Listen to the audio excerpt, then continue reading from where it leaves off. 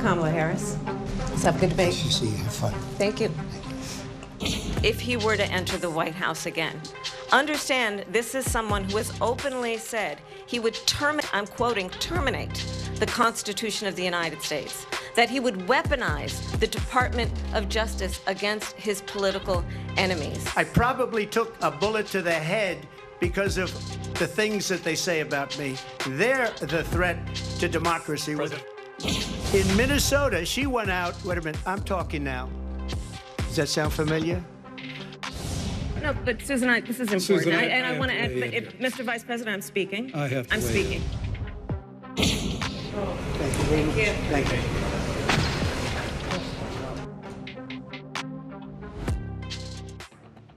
예, 보신 그대로입니다. 오늘 뉴스탑 10은 미국 필라델피아로 먼저 가봐야 될 것 같습니다. 미국 대선이 11월 5일이니까 대략 8주 정도 남았습니다. 트럼프 후보와 해리스 후보가 보신 그대로 첫 번째 TV 토론에서 정면 충돌을 했는데요. 두 후보가 지금 백중세인데다가 바이든 현 대통령이 재선을 포기한 것도 지난 TV 토론 때문이었기 때문에 마치 중요한 스포츠 경기 보듯이요. 이번 90분의 첫 번째 TV 토론에 미국은 물론이고 전 세계의 관심이 온통 쏠릴 수밖에 없었습니다. 저희가 이 얘기 하나하나 만나볼 텐데 먼저 전문가이신 정대진 교수님, 네. 누가 더 잘했다고 보세요? 결과적으로 보면 해리스가 더 잘했는데 예. 엄밀하게 얘기하면 트럼프가 못했습니다. 평소보다 못한 것 같아요. 트럼프가 못했다, 해리스가 잘했다기보다는. 예. 그렇게 볼 수밖에 없는 구도인 것 같은데요. 예. 첫 번째 질문 할 때부터도 어쨌든 보면 중산층, 이게 물가 문제, 경제 문제를 물어봤는데 이거는 예. 분명히 집권당이 여당 후보가 불리한 질문이거든요. 이건 누구나 봐도 지금 집권당 여당 후보인 해리스 후보가 굉장히 불리한 질문인데 예. 해리스 후보는 이제 중산층 얘기하고 자기의 이제 개인사 장기가 있어요. 자기 예. 개인사 얘기하면서 미국인들의 감정을 파고드는 이제 언술이 있는데 그걸 굉장히 좀 잘 했습니다. 근데 그에 비해서 트럼프 전 대통령은 자기 이제 치적 자랑하거나 이제 이런 걸로 조금 더 관철이 됐어요. 그래서 예. 이번 선거 보면 굉장히 재밌는 구도가 뭐냐면은 예. 분명히 집권 여당 후보는 해리스인데 트럼프가 이미 전 대통령이고 예. 낡고 또 좀 이렇게 나이가 많이 든 기성 정치인 이미지가 있다 보니까 예. 여야 대립 구도가 좀 바뀌었습니다. 도전자가 분명히 트럼프인데 예. 트럼프가 마치 수성을 하는 느낌들이 많이 들어요. 해리스가 다시 그러네요. 등장한 이후부터. 생각해보니까. 예, 그래 그 판세를 지금 그 승기를 잡고 해리스가 오늘 밤도 승기는 좀 이어간 상황이다. 이제 이렇게 보시면 될 것 같습니다. 저희가 주요 외신의 이번 첫 번째 TV 토론 헤드라인을 저희가 묶어봤습니다. CNN, 트럼프 후보가 해리스 후보가 던진 미끼를 물었다. 그럼 뭐 낚는 데는 성공한 거네, 해리스 후보가. 워싱턴 포스트지. 트럼프 방어 태세로 눌러둔 해리스. 뉴욕타임즈는 해리스 후보가 트럼프 후보를 수세로 몰아넣었다. 월스트리트 저널은 트럼프 후보와 해리스 후보 격렬한 토론에서 비방전, 뭐 다소 가치 중립적인 얘기를 했는데 대체적으로 트럼프 후보의 판정패다. 근데 아까 자막에 나왔듯이 트럼프 후보는 본인 캐릭터대로 당신과 바이든 대통령 때문에 내가 총격을 당했고 그래서 죽을 고비를 넘겼다. 이런 주장까지 트럼프 후보가 했어요. 예, 그렇죠. 이게 트럼프의 지금 SNS를 쭉 보면은 어쨌든 해리스와 바이든을 같이 묶어두려고 하는 게 굉장히 많습니다. 아하. 거의 모든 걸 다 바이든 해리스. 그러니까 어제 올라온 것만 봐도 바이든 해리스 두 사람을 같이 이제 사진 찍어놓은 거 올려놓고 얼마나 잘못된 뭐 정책들이 있었는지를 쭉 나열한 것들을 그런 식의 카드 뉴스와 SNS를 계속 양산을 좀 하고 있는데 예. 이게 그 지난 4년간 얼마나 잘못됐다라고 얘기하는데 이게 트럼프가 정치 신인이면은 좀 굉장히 효과가 있을 거예요. 근데 2016년 당시에는 좀 효과를 좀 봤죠. 예. 그런데 이제 트럼프는 이미 한 번 대통령을 한 사람이고, 맞아요. 그리고 2021년에 이제 미 의사당 난입이라고 하는 그리고 여러 가지 지금 사법 리스크 등등등 해가지고 책임져야 될 게 또 굉장히 많은 기성 정치인입니다. 예. 그래가지고 오히려 해리스 후보가 지난 4년 동안 부통령 시절에 존재감이 조금 미약했는데 예. 그거 덕을 지금 좀 보고 있는 것 같습니다. 그러니까 특별히 책임진 소재에 대해서 미국 유권자들이 볼 때 해리스가 뭘 그렇게 책임질 게 맞나라는 생각을 사실은 하고 있는 거죠. 그래서 바이든이랑 묶어두려고 지금 트럼프 캠프는 굉장히 노력하는데 예. 바이든이 이미 떠났어요. 미국 국민들 세이 굿바이 하고 지금 나갔습니다. 예. 그렇기 때문에 미국 유권자들의 정서와 인식에 얼마만큼 지금 트럼프 캠프의 전략이 먹힐지는 지금 좀 잘 안 먹히고 있는 상황인 것 같습니다. 당신 민주당 대통령과 부통령 때문에 내가 총기 사고로 죽을 뻔했다라는 취지 얘기를 했고, 근데 그런 공격들이 잘 안 먹혀 들어갔다면 트럼프의 판정패, 해리스의 판정승 아니냐는 대체적인 시각인데 그러면 하나하나 들어가 봐서 실제로 그랬는지 어땠는지를 저희가 따져보겠습니다. 해리스 후보는 오늘 토론 보신 분들도 계시겠지만 토론 도중에 턱에 손을 괴고 혹은 트럼프 후보를 바라보면서 헛웃음을 짓고 여러 가지 방식으로 트럼프 후보를 도발했는데요. 이게 직접 성공했는지는 모르겠습니다만 트럼프 후보가 직접 논란이 될 만한 음모론까지 제기했습니다. In Springfield, they're eating the dogs that came in. They're eating the cats. They're eating the pets of the people that live there. There have been no credible reports of Well, all I've seen this. people on television. Let me just say here, this is The people on television say my dog was taken and used for food. So again, the Springfield city manager, there's no evidence of that. You talk about extreme. This is, I think, one of the reasons why in this election I actually have the endorsement of 200 Republicans who have formally worked with President Bush, Mitt Romney, and John McCain. 저에게요. 진행자가 직접 개입한 팩트체크했던 호준석 대변인. 이민자 뭐 특정 나라까지 거론한 것 같은데 이민자가 개와 고양이 반려견들을 잡아먹는다는 일부 SNS에 떠도는 풍문들을 음모론으로 제기했다가 바로 역공을 당한 트럼프 후보예요. 그러니까 지금 그 해리스는 들으면서 말도 안 된다라는 그런 반응 보이지 않습니까? 예. 그리고 이제 실시간으로 팩트 체크를 이제 진행자들이 이제 하는 방식이었는데 그러니까 이제 그 말이 사실이 아니다. 그 스프링필드시 관리 당국에서는 그런 일이 없다라고 얘기한다. 이제 그 자리에서 바로 잡은 거죠. 예. 그럼 이제 왜 트럼프 후보가 저렇게 극단적이고 좀 바로 반박될 수 있는 저런 발언을 했을까? 저 기저에는 트럼프가 이번 대선에 급소를 보고 있는 부분이 저는 그 불법 이민자 문제라고 생각합니다. 지금 그 미국 주류 사회의 과거의 전통적인 백인들 입장에서는 지금 주류 사회가 지켜왔었던 가치나 또 이념이나 이런 것들이 흔들리고 있다라는 심각한 위기감을 느끼고 있거든요. 예. 그러니까 트럼프는 그 부분을 공략해야만 승산이 있다고 이제 그렇네요. 예. 보는 것이죠. 그래서 바이든 대통령이 국경 안보 법안을 통과시키겠다고 했는데 트럼프가 반대했습니다. 왜 그러냐? 그게 그 바이든의 치적으로 돼버리면 이번 대선에서 이슈로 삼을 수가 없게 되는 것이거든요. 근데 사실 지금 저 스프링필드라는 곳은요, 미국의 중부 저 위쪽에 오하이오의 주에 있는 곳입니다. 그러니까 보통 이제 국경 부분 이제 중남미 쪽에 접하는 그런 곳인데 저쪽 위쪽이에요. 그리고 이제 거기에 IT 이민자들이 많다고 합니다. 맞아요. IT는 이제 그 카리브의 중남미 국가거든요. 근데 왜 거기까지 가서 많이 사시는지 모르겠지만 예. 그 이민자들이 개와 고양이를 잡아먹는다라는 이제 극단적인 말을 한 거죠. 예. 근데 저는 이제 트럼프가 신뢰할 만한 정치인이 될 수 있느냐 기준에 이제 저런 것들이 이제 항상 문제가 된다고 생각하는데 예. 반박을 하니까 그러지 않습니까? 텔레비전에 나온 얘기를 봤다. 맞아요. 예, 어떤 사람들이 그렇게 얘기하더라. 그러면 그렇게만 얘기를 했어야 되는 게 사실 맞거든요. 예. 팩트거든요. 근데 그걸 기정사실화해서 단정적으로 얘기를 했단 말입니다. 근데 팩트 체크를 안 했으면 그렇게 받아들여질 수도 있는 부분이 가짜 뉴스가 생산이 되는 것이거든요. 예. 근데 저것이 아마 저는 그 어떤 조급함 그리고 거기를 급소로 삼아야 된다. 그런 데서 나오는 평소에 이제 화법의 극단적인 그리고 검증하지 않는 그런 것들이 반영된 발언이 아닌가라고 봤습니다. 저 ABC 앵커가 원래 토론은 앵커가 개입하는 건 최소한입니다만 실제로 그건 팩트가 아니다라고 몇 번 얘기할 정도로 저 얘기가 그만큼 뜨거웠어요. 이번에 상대가 얘기하면 마이크를 꺼놨잖아요, 정대희 교수님. 네. 그런 거를 해리스 후보가 적극 활용한지는 모르겠는데 해리스 발언의 거의 절반 가까이는 트럼프 후보를 공격했다면 트럼프 후보는 29%만 상대 공격에 활용을 했더라고요. 네, 그렇죠. 해리스 같은 경우에는 트럼프를 그 지난 4년 동안 얼마나 많은 이제 잘못이 있었는지, 그러니까 자기네 4년 동안 했던 거에 대해서 얘기했다기보다도 예. 트럼프가 얼마나 이상한지를 얘기하는데 공격하는데 굉장히 많은 시간을 썼습니다. 그러니까 이게 전반적으로 여야 구도가 좀 바뀐 듯한 예. 인식을 좀 주는 선거전에 지금 가고 있는 거예요. 오히려 이제 해리스가 상대적으로 젊은 여성의 새로운 세대 교체의 뭐 상징처럼 지금 이렇게 공격을 하고 있는 거고, 예. 트럼프가 그걸 받는 수비 입장에서 이제 이야기를 하고 있는데 해리스가 준비를 좀 많이 하고 나온 게 그 바디 잉글리시를 많이 쓰는 걸 연습을 좀 꽤나 좀 하고 나온 것 같습니다. 워낙 주로 보니까 저 트럼프 예. 후보만 적극적으로 응시하고 있더라고요. 예. 그렇죠. 예, 그렇게 얘기하면서 둘이 이제 화면에 같이 잡히잖아요. 예. 그때 이제 약간 이게 뭔가 좀 조롱하는 듯한 미소, 이상하다고 이제 보는 듯한 그런 게 여유로워 보이는 듯한 이제 그런 미소들을 좀 보이면서 특별히 말을 더 하지 않더라도 지금 트럼프가 얼마나 이상한가. 그러니까 위어드라고 하는 게 팀 월즈 부통령 후보를 지명하면서부터 민주당 해리스 캠프가 사용하고 있는 주요 캐치프레이즈인데 예. 얼마나 좀 이상한 사람인가라고 하는 그거를 온 몸짓을 통해서 표정을 통해서 지금 공격하고 드러냈던 오늘 토론이었던 것 같습니다. 거의 그렇게 좀 자막에 보시는 것처럼 트럼프 후보는 좀 수세적이고 방어됐다. 40대 20 뭐 이런 수치로 봐도 얼마나 누가 먼저 많이 공격을 했는지가 수치로 좀 드러나요.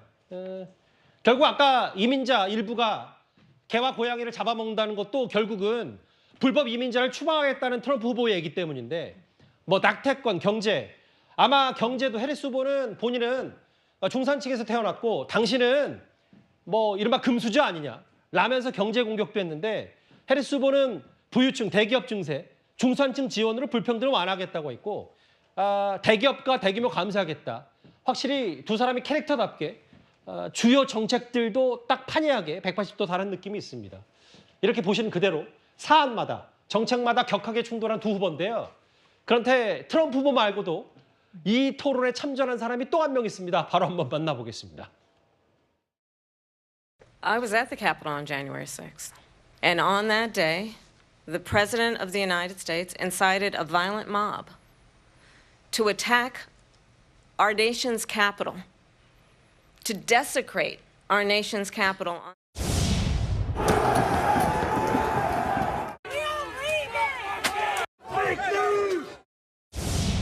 Mr. President, on January 6th, you told your supporters to march to the Capitol. Is there anything you regret about what you did on that day? That she allowed to pour it in. But let me just one ask of you. those, David, one of those people are going to be prosecuted. Is there anything you regret about what you did on that day? Yes or no? I wasn't responsible for security. Nancy Pelosi was responsible. The question was about you as president, not about former Speaker Pelosi. 뭐 이런 신스틸러라고 해서 진행자. 김진욱 대변인, 뭐 다른 나라 TV 토론이지만 워낙 주목되는 게 많아서 저 장면 어떻게 보셨어요? 굉장히 그 이례적인 장면이죠. 특히 이 대선 후보 간의 TV 토론을 진행하고 있는 앵커 입장에서 저렇게 압박 수위를 높였던 것들은 이번이 거의 처음 보여지는 모습이 아닌가. 예. 저 앵커가 ABC 뉴스를 진행하고 있는 데이비드 무어라는 앵커지 않습니까? 유명한 앵커입니다. 예, 아주 유명한 앵커인데 저 앵커가 지금 이제 질문했던 건 그런 거예요. 21년도에 예. 미 의회 의사당에서 일부 폭동이 났을 때 그걸 독려했던 게 트럼프 대통령 아니냐. 예. 그거에 대해서 어떤 책임감을 느끼냐, 후회하지 않냐 이렇게 물어보니까 트럼프 대통령 후보가 동문서답식으로 그래서 그 사람도 기소됐냐 이런 식으로 물어보거든요. 그렇죠. 그러니까 예스 아니 다시 한번 묻죠. 후회하지 않느냐? 예스 아니면 노라고만 대답해라라고 저렇게 압박으로 하니까 약간 트럼프 후보가 또 당황한 그런 모습을 보여주는데 예. 아마 이번 TV 토론에서 저 데이비드 무어 그 앵커의 저런 모습들이 사람들은 좀 이상하다라고 봤을 수도 있습니다만 워낙에 이 토론회가 이 주목도가 있고 긴장도가 높았던 상황이라 아마 저런 그 상황도 씬 스틸러로 작동됐던 것 같습니다. 호준석 대변인 앵커 출신으로서 저 부분이요. 트럼프 후보는 3대1로 싸웠다고 하는데 저 이른바 송곳 질문을 하지 않으면 트럼프 후보가 본질을 벗어난다고 판단해서 뭐 또 트럼프 후보는 나중에 또 뭐 여러 ABC 뉴스에 대한 원래 뭐 좋아하지도 않는다는 표현도 전부터 했었습니다만 저 장면은 어떻게 평가하시겠습니까? 트럼프 후보는 그 폭스 빼고는 대부분 좋아하지 않죠. 그렇죠. 언론을. 저 ABC, NBC, CBS가 그러니까 미국의 3대 네트워크 공중파 방송이거든요. 예. 저 그 3대 공중파는 메인 뉴스, 저녁 뉴스를 7시 반에 합니다. 저녁 7시 반에. 그러니까 지금 데이빗 뮤어, 그다음에 이제 여성 앵커 린지 데이비스 이 두 앵커가 그 메인 뉴스의 공동 진행자예요. 예. 그 사람들이 이제 그 맡은 거죠. 이 토론의 사회를 맡은 거죠. 그런데 이제 그 실시간 팩트 체크를 도입한 겁니다. 제가 볼 그렇죠. 때는 아마도 트럼프 후보 때문에 도입이 됐을 겁니다. 팩트가 아닌 것을 얘기를 하는 경우가 많기 때문에 그렇습니다. 그러니까 이제 트럼프 후보 입장에서는 3대 1이었다. 그래서 본인의 SNS에 지금까지 내가 했었던 토론 중에 이번이 가장 최고의 토론이었다. 특히 3대 1로 했기 때문에 더 그랬다라고 했다는데 예. 제가 듣기로는 이제 그 두 앵커가 해리스 후보한테도 날카로운 질문들을 했다고 합니다. 예. 그러니까 공평하게 했겠죠. 그런데 이제 팩트 체크 부분은 아마 트럼프 후보한테 더 많이 했을 겁니다. 왜냐하면 팩트인지 아닌지 의심스러운 것들을 트럼프가 많이 얘기를 했기 때문일 예. 거라고 이제 저는 봅니다. 이제 그런 부분이 트럼프 입장에서는 불리하게 했다라고 이제 생각했을 것 같은데 저는 그래서 트럼프 후보가 좀 참 아쉽고 안타까운 게 전 세계 지도자가 되겠다는 사람이지 않습니까? 예. 국제사회에서도 신뢰를 받아야 되고 우리 같은 우방에서도 신뢰를 받으려면 예. 저런 부분에 대해서는 팩트가 아닌 것을 팩트처럼 얘기하고 저런 모습은 고쳐야만 신뢰를 받는 정치 지도자가 될 수 있을 거라고 생각합니다. 그 의회 난입에 대해서 후회하는 게 있나요? 예, 아니요로 답하세요. 난 책임 없어요. 낸시 펠로시가 의회 책임자였죠. 이 질문은 당신 대통령이었던 트럼프 후보에게 한 겁니다. 펠로시가 아니고요. 이렇게까지 송곳 질문을 했다. 여러 가지 얘기가 있는데 특히 이제 갖가지 혐의로 이미 기소돼 있는 트럼프 후보라서 다음 화면을 보겠습니다. 그 장윤주 변호사님. 네. 특히 해리스 후보가 검사 출신이잖아요. 네. 검사 대 피의자 구도를 좀 만들고 싶었던 것 같고 어떻게 경제사범, 선거 개입, 성폭력 등으로 기소가 돼가지고 유죄 판결을 받은 사람이 이 자리에 있냐. 이런 공격까지 오늘 첫 번째 TV 토론에서 있었습니다. 그렇죠. 아시다시피 해리스는 검사 출신이기 때문에요. 트럼프가 지금 현재 형사재판을 받고 있다라는 사실을 계속 부각할 것으로 보입니다. 예. 그러니까 검사 대 범죄자 구도를 계속 만들어갈 것으로 보이고 앞서서 유 세장에서도 이런 구조를 강조해온 적도 있었습니다. 특히 자신이 이제 검사 출신으로서 트럼프 같은 유형을 잘 알고 있다 이런 발언도 예전에 했었거든요. 근데 사실 해리스 캠프 측에서는 이런 트럼프의 사법 리스크가 이런 구도 자체가 조금은 힘이 빠졌다라고 볼 수도 있을 것 같습니다. 아시다시피 얼마 전에 예. 트럼프에 대해서 그러니까 배심원단의 유죄 판결은 있었지만 이 성추문과 관련된 재판에 그 형량을 선고하는 판결 자체가 대선 이후로 미뤄졌거든요. 그러니까 미국 대선이 11월 5일인데 11월 26일까지로 일단 이 선고가 미뤄졌기 때문에 미국 언론에서는 사실상 트럼프의 사법 리스크가 해소된 것 아니냐 이런 분석까지 나옵니다. 예. 그렇다면 해리스 입장에서는 일단 검사 대 범죄자 구도가 지금보다 힘이 빠질 가능성이 있기 때문에 네. 저는 오히려 앞으로 뭔가 유세장이라든지 혹시라도 토론 기회가 또 있다라든지 이런다면 사법 리스크 그러니까 지금 트럼프가 현재 유죄 판결까지 받았다라는 점 그리고 기소됐다라는 점 이런 점을 앞으로 더 강조해서 유권자들에게 범죄자의 이미지를 상기시킬 가능성은 열려 있다고 봅니다. 그 경험이 많지만 단점과 약점도 명확한 트럼프 후보이기 때문에 해리스 후보가 아까 얘기했던 뭐 의회 난입 과거 미국 전역을 떠들썩하게 했던 미 의사당 난입 사건에 대한 얘기도 아예 앵커가 직접 자막에 좀 수정할 텐데 의회 난입으로 저희 오타에서 수정하겠습니다. 의회 난입. 뭐 그날의 행동에 조금이라도 후회는 없냐라고 물었고 여기에 나온 사법 리스크 얘기도 바로 따져 물었는데요. 또 하나 있습니다. 우리가 관심을 가질 게. 두 후보는 북한의 김정은에 대해서도 언급했습니다. 한번 들어보겠습니다. China was afraid of him. North Korea was afraid of him. Look at what's going on with North Korea, by the way. It is well known that he admires dictators, wants to be a dictator on day one, according to himself. It is well known he exchanged love letters with Kim Jong-un, and it is absolutely well known that these dictators and autocrats are rooting for you to be president again because they're so clear. They can manipulate you. 북한은 날 두려워한다. 김정은과 연애 편지를 주고받았다. 김정은이 트럼프를 조종했다. 이거 누구 말이 좀 더 설득력 있다고 외교 전문가로서 평가하시겠어요?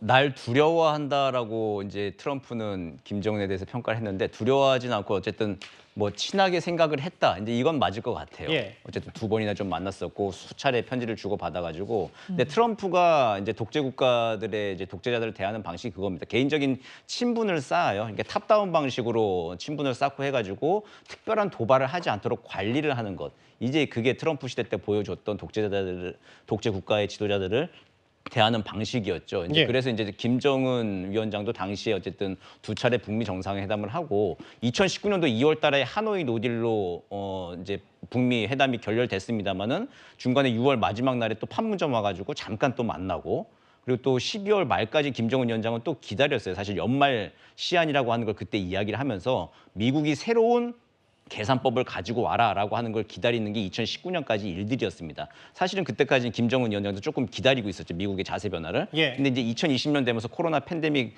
들어오고 하면서 이제 물리적으로 아무것도 할 수 없는 상황이 되고 미국은 대선 국면으로 가면서 결국 김정은 위원장은 팽당한 꼴이 돼버렸습니다. 예. 그게 이제 두려워해서 이제 김정은 위원장이 도발을 안 했다기보다도 여러 가지 상황들이 예. 기다리고 있었던 그런 상황들이 펼쳐진 거죠.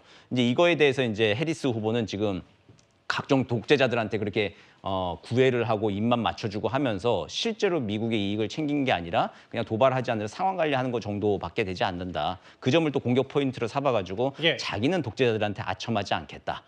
미국의 이제 가치를 제대로 지켜나가겠다라고 하는 이야기를 하면서 예. 미국 유권자들의 표심을 좀 파고드는 거죠. 그러니까 북한 문제 관련해서 한 말씀만 더 드리면 사실 어떤 겁니까? 북한에 이제 워싱턴이나 미국에 가면 유권자들이 북한에 대한 생각은 뭐 그냥 뭐 독재자의 나라 그 정도가 아니라 이제 지금 증오에 가깝습니다. 특히 아하. 오토 원비어 사건이 2017년 난 예. 이후에는 미국인들의 정서는 완전히 좀 돌아섰다고 봐야 됩니다. 그러면 그런 정선하면 해리스 후보에게는 다소 좀 유리한 국면이 있는 유리하죠. 거예요. 이제 그 점을 해리스 후보가 지금 이제 파고들고 집중적으로. 있는 거죠. 예, 그래서 당신이 그런 우리 미국의 아들을 죽인 사람들하고 러브 레터나 주고받고 연애 하는 편지를 사람이다. 썼다든지. 예, 이렇게 지금 몰아가고 있는 구도인 것이죠. 예. 저희가 한반도 문제부터 거슬러 올라가면 트럼프 후보의 사법 리스크, 뭐 이민자 얘기, 여러 가지 경제 정책까지 하나하나 한번 차분히 두 사람의 공방을 짚어봤는데요.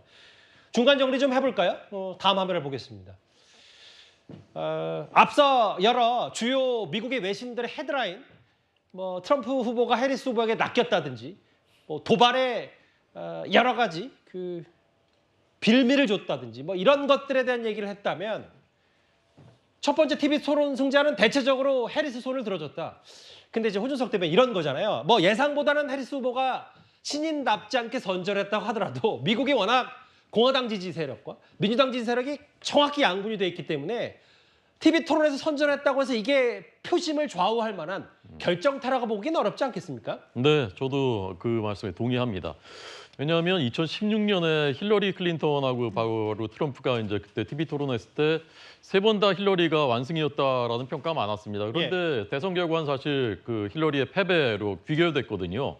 저렇게 이제 TV 토론이 대선에 어느 정도 영향을 미치냐라고 이제 여론조사 물어보면 많은 영향을 미친다라는 답변이 많습니다. 그런데 그렇죠. 이제 일반론적인 답변입니다. 근데 실제로 지지 후보를 결정하는데 TV 토론이 얼마나 영향을 미치느냐라고 물어보면 예. 2016년 설문에서는 10% 정도만이 지지 후보를 결정하는데 TV 토론에 영향을 미쳤다라고 답변을 하거든요.